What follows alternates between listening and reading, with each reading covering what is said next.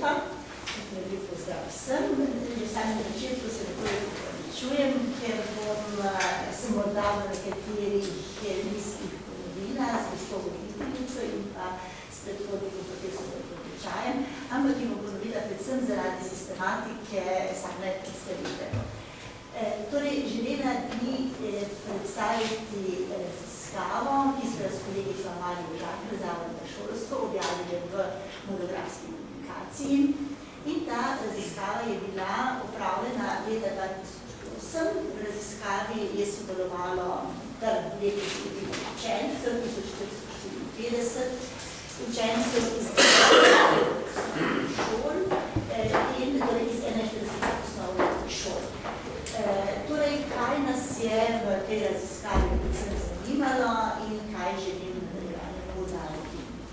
Zanimale so nas povezave med socialno-kulturnim okoljem, ki ga bom opredelila v nadaljevanju, in pa dosežki učencev na nacionalnem preverjanju znanja, pri čemer sva se s kolegico omejili na dosežke pri slovenščini in pa pri matematiki. To so torej predmeta, ki sta obvezna in so to, torej, ki pišejo vsi učenci. In pa v nadaljevanju, temu se pa ne bom veliko posvečala, pa nas je zanimal vpliv nekaterih pristopov pri učenju in poučevanju ter delu doma in kako se to torej vpliva na dosežke učencev na nacionalnem preverjanju znanja. Naslednjega se bom zaradi omejenosti časa le malo dotaknila. Torej, kaj pojmujemo, kaj smo pojmovali pod terminom socialno-kulturno okolje? Torej, ker so občutljivi in tudi do neke mere dokaj nezanesljivi podatki o dohodku in premoženju družine, teh dejavnikov torej nismo neposredno poučevali, temveč sva učence spraševali po materialnih pogojih za učenje, kar tudi odražali določene stopnje socialno-ekonomskih položaj družine in pa zanimala nas je tudi izobrazba staršev, ter na drugi strani nas je zanimalo tako imenovano kulturno okolje. Kaj torej mislimo z materialnimi pogoji za učenje? Ali ima torej učenec miren prostor za učenje? Da se razvijajo navade časa in prostora? Ali ima tudi lastno pisalno mizo? Ali ima računalnik dostop do interneta? To bi sicer rekli, da to morda ni tako aktualno, ampak vendar so tudi pokazali pomembne razlike. Na drugi strani nas je seveda zanimalo, kako je s kulturnim okoljem. Kako je število knjig, ki jih imajo doma, katere so še tiste druge dobrine, s katerimi razpolaga družina, slovarji, umetniška dela. Torej, kar učenca nekako pritekne k temu, da tudi vidi navade staršev, da razmišlja, da dela, da si stvari poišče in poveda. In pa seveda, na kateri dejavnosti se učenec v svojem prostem času udeležuje. Katere so torej te dejavnosti? Ali je težišče v športnih dejavnostih, glasbeno šolo, plesno šolo, tečaje tujih jezikov, na šahovski krožik, ne vem, gasilcev ali kaj podobnega. No in kaj ugotavljamo?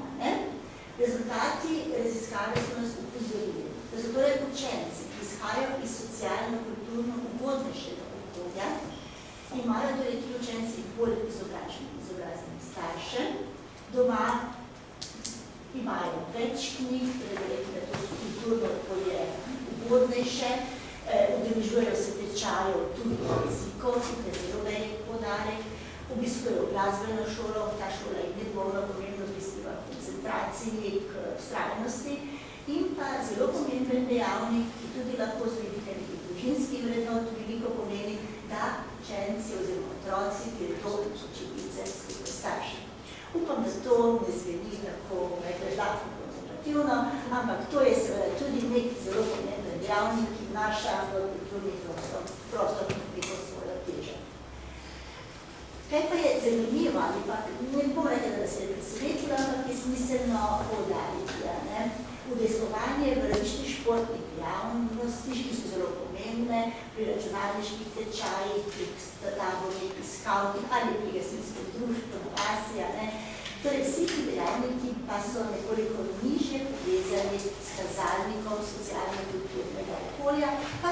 recimo pri tistih učencih, ki hodijo v glasbeno šolo, ki se udeležujejo tečajev tujih jezikov, kar seveda pomeni lahko zelo pomemben dejavnik socialnega razlikovanja in pa seveda z vidika enakosti sistema in podanje. Torej, če na osnovi tega lahko pripeljemo naprej, lahko rečem, da je za učenčev uspeh. Zelo pomembno je lahko na nacionalnem primeru zadali, pa tudi kje zelo prvič, če so starši predvsem pozorni na otrokovo šolanje, da poznajo njegove dosežke in da so tudi pozorni na njegove uspehe. Naj to ne pomeni, da se zavzemam za to, da mora biti pretirano pozorni, daleč od tega neka zdrava mera otrokovega spremljanja in pohvale je pa nedvomno zelo pomembna. To torej zelo pomembno posredno vpliva na otrokovo uspešnost, kar se kaže pri otroku v motivaciji za učenje, lahko pomembno vpliva na raven učnih aspiracij, torej, če je družina najbolj na nekem izobraževanju, dogajanju, tako da je tudi pomembno vpliva na samo družino, in pa seveda krepi se tudi predstava o samo učinkovitosti. Kaj smo tudi v nadaljevanju ugotavljali? Rečemo lahko, da je ta kazalnik socialno-kulturnega okolja povezan z zaključnimi ocenami pri slovenščini in matematiki, vendar, kar je pa z vidika šole, vodenja šole, šolske politike tudi pomembno, se pa to nekoliko zmanjšuje z leti šolanja. Kar torej pomeni, da šola tudi nekaj naredi, kar odpravi, ali pa hvala Bogu, naredi, kar odpravi teh razlik. Kazalnik socialno-kulturnega okolja je pomembno povezan z vključenostjo v nivojsko skupino in pa seveda tudi z vpisom na želeno šolo.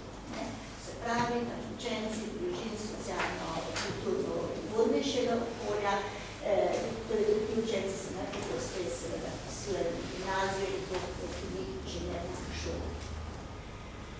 Naslednji dejavnik, ki bi ga želela poudariti in je seveda tudi zelo pomemben za današnje srečanje, je pa namreč povezanost med socialno okoljem prebivalstva posameznih regij in pa med dosežki učencev na nacionalnem preverjanju znanja. No, tukaj, kako smo že pri profesorju Prečaju slišali, nekako najvišje dosežke na nacionalnem preverjanju znanja beleži Goriška regija, osrednja slovenska regija, Gorenjska. Tukaj sedaj v svoji predstavitvi nisem predstavljala po rangu, ampak pač tukaj so nekoliko prva, druga, so se malo miljava, če tole Goriška se kaj nekaj zelo pomembna. In tukaj smo ugotovili, da imajo te tri regije najvišje kazalnike pri dohodkih in pri izobrazbi, vse je glede na rezultate naše raziskave. Tisto, kar nas pa zaskrbljuje, pa predvsem to, čeprav so razlike majhne, pa govorimo o najnižjih dosežkih na NKZ v Pomurski regiji, ki je konstantno zadnja in pa Podravska regija, kjer se je tukaj zelo pomembno, da po dohodku Podravska regija ni najnižja, po izobrazbi pa je v zgornji polovici.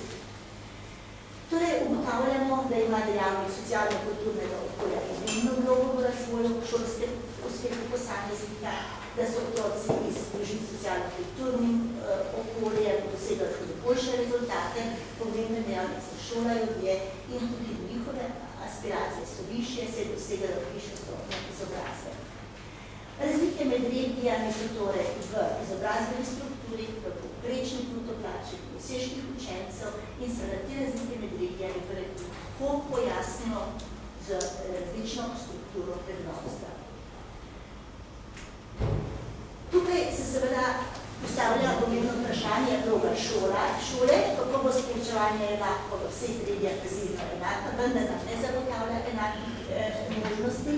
Pomembno vlogo ima domači strukturne učencev, medsebojno sodelovanje, raba različnih strategij učenja in pa seveda tudi različne strategije poučevanja.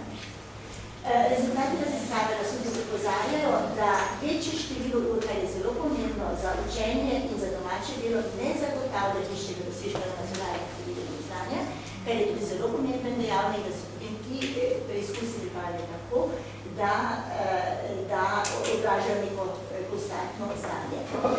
Kaj storiti?